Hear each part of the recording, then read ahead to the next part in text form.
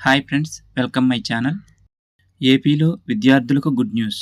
ఒక్కొక్కరికి 15,000 ఈ డాక్యుమెంట్లు రెడీ చేసుకోండి. ఆంధ్రప్రదేశ్ ప్రభుత్వం విద్యార్థులకు సంబంధించిన పథకాల అమలుకు సిద్ధమవుతోంది. ఈ మేరకు కీలకమైన ఆదేశాలను జారీ చేసింది. కొత్త ప్రభుత్వం తల్లికి వందనం స్టూడెంట్ కిట్ కింద ప్రయోజనం పొందేందుకు ఆధార్ను కలిగి ఉండాలని తెలిపింది. ఆధార్ లేని పక్షంలో ఆధార్ కార్డు కోసం నమోదు చేసుకోవాలని తెలిపింది.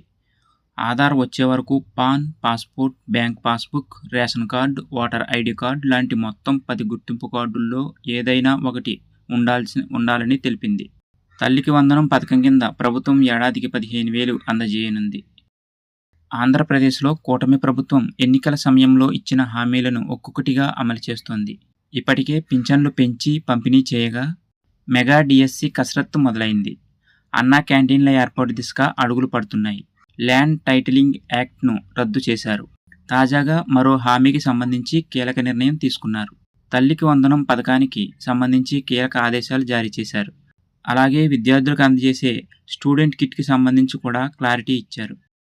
కొత్త ప్రభుత్వంలో పథకాల పేర్లు మారడంతో ఈ మేరకు పాఠశాల విద్యాశాఖ కార్యదర్శి కోన శశిధర్ ఉత్తర్వులు జారీ చేశారు. చంద్రబాబు సర్కార్ 1వ తరగతి నుంచి ఇంటర్మీడియట్ వరకు చదివే విద్యార్థులకు అమ్మకు వందనం పేరుతో ఏడాదికి 15,000 ఆర్థిక సాయం అందించాలని నిర్ణయించింది. అలాగే స్టూడెంట్ కిట్ ఇప్పటికే పంపిణీ చేసిన సంగతి తెలిసిందే. అయితే తల్లికి వందనం, స్టూడెంట్ కిట్ పథకాలకు సంబంధించి తప్పనిసరిగా ఆధార్ కలిగి ఉండాలని ప్రభుత్వం సూచించింది. ఒకవేళ ఎవరికైనా ఆధార్ కార్డు లేకపోతే వెంటనే దరఖాస్తు చేసుకోవాలని ప్రభుత్వం ఉత్తర్వుల్లో సూచించింది.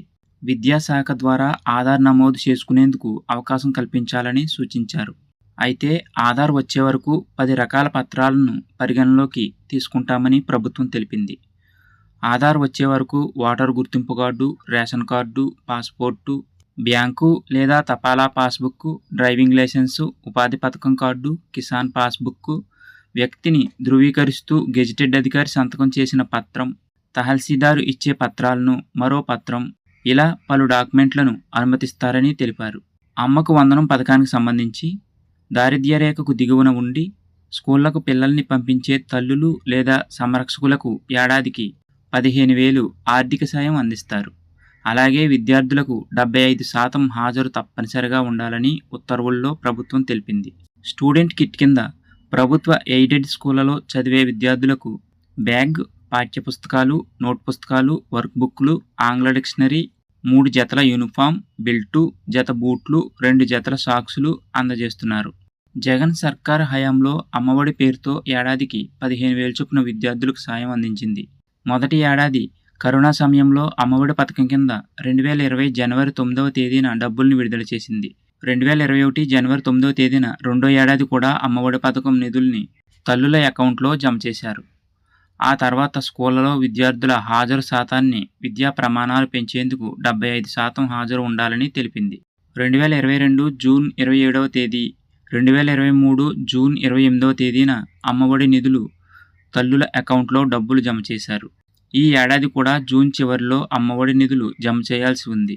ఎన్నికలు జరిగి ప్రభుత్వం మారడంతో ఈ పథకానికి తల్లికి వందనం పేరు మార్చారు. త్వరలోనే అమలు చేయాలని భావిస్తున్నారు.